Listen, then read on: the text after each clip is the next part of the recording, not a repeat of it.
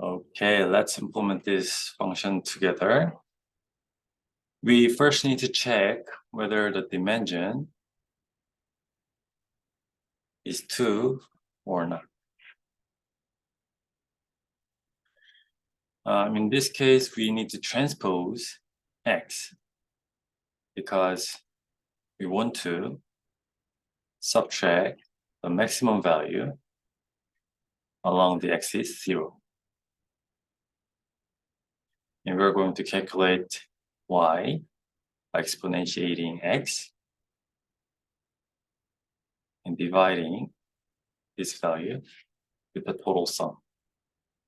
And we're going to follow the axis 0. And we'll return y after transposing. If the dimension is not 2, then the implementation is same as the previous function. We're going to return exponentiated x divided by the total sum, like this.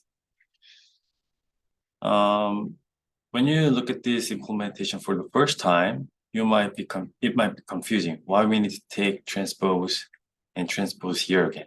Can you just remove these transposes altogether, like this?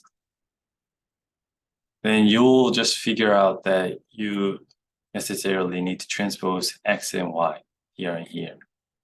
Otherwise, these operations becomes very complicated.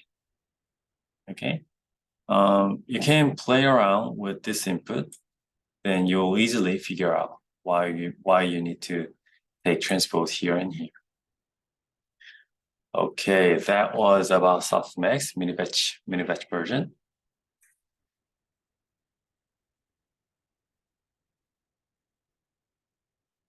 And from now on, we're going to talk about regularization, the last topic of today. Suppose this is our linear classifier. For input x, we just linearly multiply the parameters w and then get scores. And using these scores, we evaluated the loss, or sometimes called cost. And suppose that we found the w such that L becomes 0, loss becomes 0. Is this w unique? No. In fact, 2w also results in 0 loss. To give you a concrete example, let's look at this example again. Let's say wx now becomes f prime x comma 2w and 2wx. With w twice as large, then these scores will become 2 times 9.8, 4.0. So in this case, the loss is 0. And when we double w, then scores become doubled as well. And when we calculate the loss, it also results in 0 loss. Therefore, if w makes loss 0, then alpha times w also makes the loss 0. Then how do you choose between w and 2w or alpha w? Which one should you choose? And here, regularization gives us the criterion. Our loss function looked like this, and this part is called data loss. Model predictions should match training data. This is data loss. Another term we're adding here is regularization. We're preventing the model from doing too well on training data. Let me elaborate this more. W and let's say 10W might give you the same loss, 0. However, one of them makes the model do too well on training data, but the other one does not. Let me give you another example. Let's say we have two functions, f1 and f2. Which one is better? As you can expect from this, other values might be located here and here, and here and here. If you fit this training data, and let's say these data are test data points, then these lines might perform better than f1, high-dimensional polynomial function. And for this training data, f1 polynomial function gives smaller loss. However, for test data, f2 works better. Okay, this will go here, and the loss between these 2 points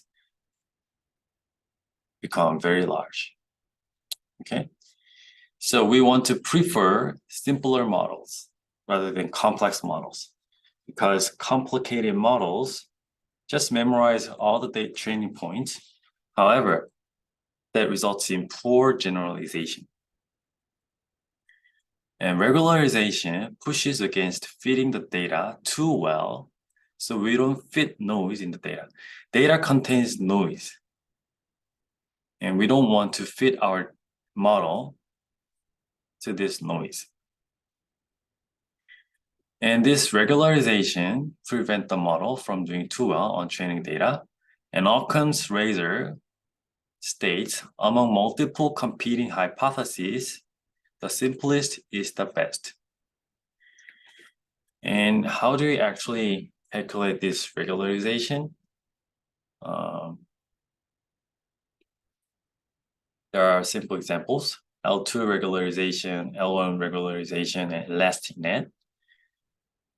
We gather all the values of our model parameters and skewer them and sum them, and we want to minimize this value. Or we can take the absolute value and minimize this absolute value, sum of this absolute value, or in between. And this lambda determines the strength of regularization. And this is one of hyperparameters we need to choose.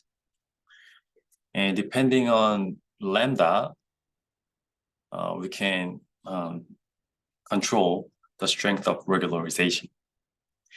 If we make lambda too high, then all the weights will become 0. And all the scores will become 0. And this will become meaningless. So you need to just choose the right size of regularization strength.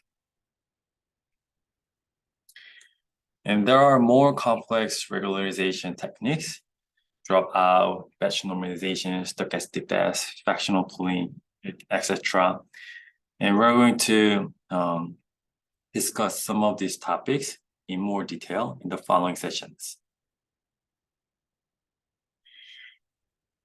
And for recap, why regularize? We could express preferences over weights. I told you that there are many options like W to W, alpha W. And among these, we want to choose simpler one. And this regularization helps us make the model simple so it works better on test data. It could also improve optimization process.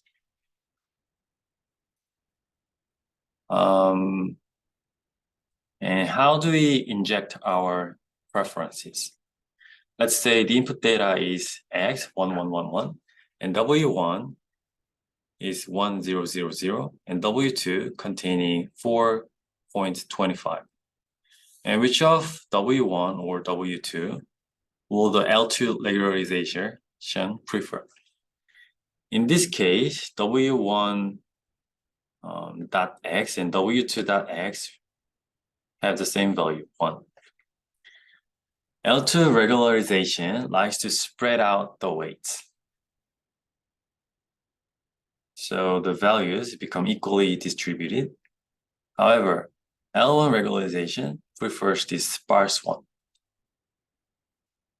So when you train your neural net with L2 regularization, all the weights would have similar values.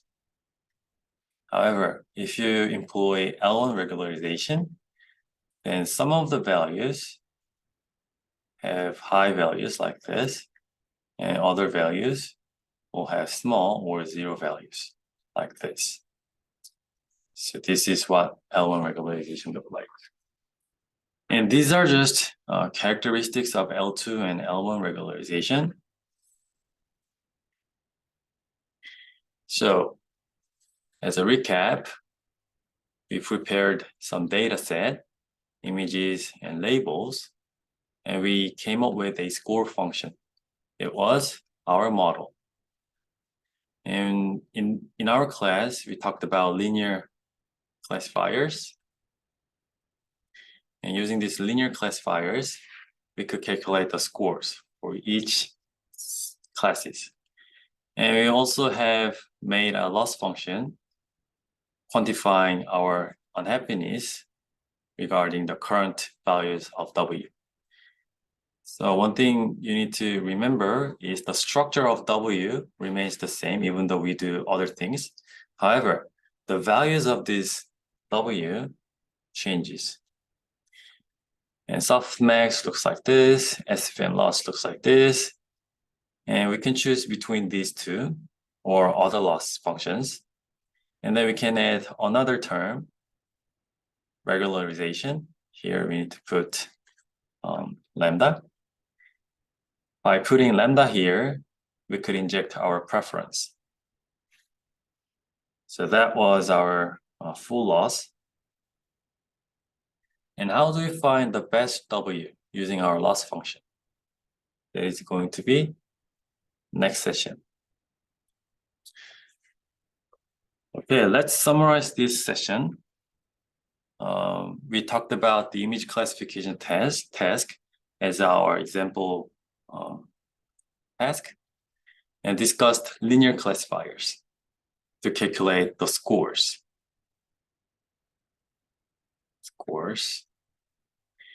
And we also had a look at the SVM and softmax losses and compare them. They were quite different. SVM loss, if the margin is satisfied, it's done. However, softmax, we need to achieve probability 1 for the correct class and 0 for other classes. And we introduced a probabilistic view on loss functions. We talked about maximum likelihood approach.